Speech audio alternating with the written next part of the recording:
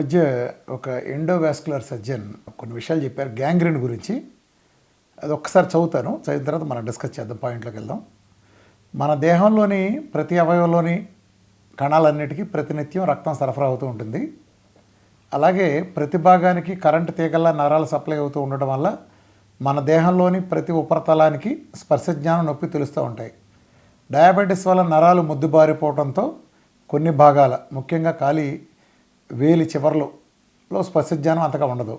అంతేకాదు కొన్ని సందర్భాల్లో అక్కడికి రక్తం సరఫరా చేసే అతి సన్నటి రక్తనాళాల్లో ఏవో అడ్డంకులు ఏర్పడటం, నోట్ దిస్ పాయింట్, ఏవో అడ్డంకులు ఏర్పడటం, దాంతో అందాల్సిన పోషకాలు, ఆక్సిజన్ అందక ఆ భాగం కుళ్ళిపోవడం ప్రారంభమవుతుంది. అలా కుళ్ళి చెడిపోయే కండిషనే గ్యాంగ్రీన్గా చెబుతారు. స్పర్శ జ్ఞానం నొప్పి తెలిగిపోవటం అనే ఈ కండిషన్ కారణంగా అది మొదలైన చాలా రోజుల వరకు తెలియదు. దాంతో ఈ గ్యాంగ్రీన్ ఏ మేరకు పాకిందో దానికి కాస్త పై వరకు కాలిని తొలగించాల్సిన పరిస్థితి రావచ్చు. అది వీళ్ళు చెప్పింది గ్యాంగ్రీన్ గురించి. సో ఇంచుమించుగా అంతే. కానీ ఏదో అన్నారు కదా, కొన్ని ఏవో అడ్డంకులని. ఎందుకు ఏర్పడతాయండి అడ్డంకులు? ఆ ఏవో అడ్డంకులు ఏంటంటే, డయాబెటిక్ పేరుతో అల్లోపతిక్ ప్రపంచం చేస్తున్న మోసం. డయాబెటిక్ పేరుతో, డయాబెటిక్ ఒకటే, మళ్ళీ దేశంలో అందరూ కలిపి రామాకండి, నేను చెప్పేది స్పెసిఫిక్గా చెప్తున్నాను. డయాబెటిస్ ట్రీట్మెంట్లో టైప్ 1కి టైప్ 2 రెండు వేరు వేరు అయితే రెండింటికి ఒకటే వైద్యం. ఇన్సులిన్ లేనాడికి ఇన్సులిన్ ఇస్తారు టైప్ 1 కేసెస్లో, దట్ ఈస్ రైట్. ఇన్సులిన్ ఎక్కువైన జబ్బుకు కూడా ఇన్సులిన్ ఇవ్వటం అనే ఒక చెత్త, అసంబర్ధపు తలాతోకాలేని ఒక చెత్త వైద్యం కారణంగా డాక్టర్లు చేసే ట్రీట్మెంట్ బ్లడ్ షుగర్కి. ఇందులో ఏం జరుగుతుంది, వీళ్ళు ఇచ్చిన మందులతో బ్లడ్లోంచి మాయం అవుతుంది. ఆ మాయమైంది ఎక్కడికి వెళ్తుంది? శరీరంలోంచి వెళ్ళిపోతుందా? ఎక్కడికి వెళ్ళదు, కేవలం బ్లడ్లోంచి మాయం అవుతుంది. నరాల వ్యవస్థ ద్వారా వేరే చోట వెళ్ళి దాక్కుని మళ్ళీ బయటకు వస్తుంది. అంటే ఒక రకంగా టెక్నికల్గా కొంచెం వేరుగా ఉంటుంది, నేను మధ్యాహ్నం మనకు అర్థమయ్యే భాషలో చెప్తాను.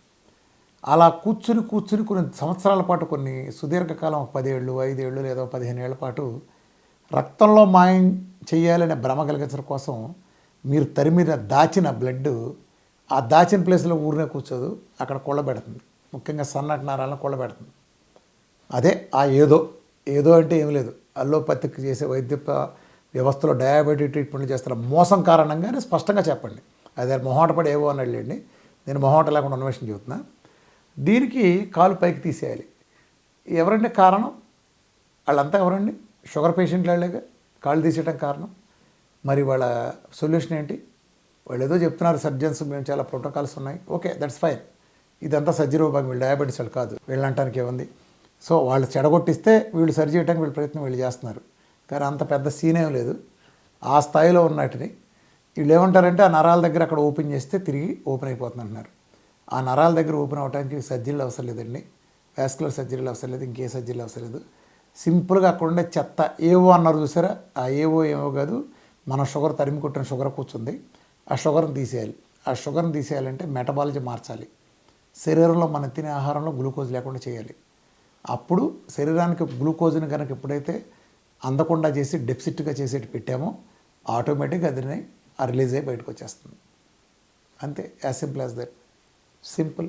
కొన్ని లక్షల మంది మన డైట్తో గ్యాంగ్రీన్ నుంచి బయటపడిన కేసులు అనేక ఉన్నాయి. సో గ్యాంగ్రీన్ డాక్టర్ గారి మాటలు ఎక్స్ప్లెయిన్ చేయాలంటే, ఆయనకు సంబంధించినంత వరకు వాళ్ళ మూలం పోలేదు. ఈ సోకాళ్ళు డయాబెటాలజిస్టులు వీళ్ళు సర్వనాశనం చేసి పెట్టిన వ్యవస్థని వాళ్ళు ఏదో రిపేర్ చేయడానికి ట్రై చేస్తున్నారు. They are doing good. But ప్రజలకు అంత అవసరం కూడా లేదు. ఎప్పుడైతే ఆ దరిద్రపు షుగర్ని మనం ఏదైతే కార్బోహైడ్రేట్ ఆహారంగా పెట్టి దాన్ని భద్రంగా దాస్తున్నామో, ఆ దాసిన దానికి దుష్ఫలితాన్ని తీసేస్తే ఆటోమేటిక్గా పోతుంది. దానికి ప్రపంచంలో బెస్ట్ పద్ధతి ఏంటంటే మన డైట్. మా సలహాలు తీసుకుంటా, రామకృష్ణ హెల్త్ లైన్లో మా సలహా తీసుకుంటా, లేదా మా డాక్టర్ టీము, మా అడ్మిన్స్లో గ్రూప్లో ఎక్స్పర్ట్ డాక్టర్స్ టీము వీళ్ళు ఉన్నారు, వాళ్ళ సలహా తీసుకుంటా. మీరు జాగ్రత్తగా అప్రమత్తంగా ఆ ఊండుది ఇన్ఫెక్షన్స్ స్ప్రెడ్ కాకుండా మీరు జాగ్రత్తగా రెగ్యులర్గా క్లీన్ చేసుకుంటే, డైట్ చక్కగా కోకోనట్ ఆయిల్తోనే కనుక తీసుకుంటే ఎంత లావు గ్యాంగ్రీన్ అయినా సరే చిటికేసినట్టు వాళ్ళ కాళ్ళు పొరుగులు తీయడం ఖాయం. ఏ ఆర్గాన్ డ్యామేజ్ అవసరం లేదు. కొన్ని సందర్భాల్లో మరీ టిష్యూ కూడా డ్యామేజ్ అయిపోయి కంప్లీట్ పోయిన 1-2 ఇలా కొడితే రాలిపోతాయి.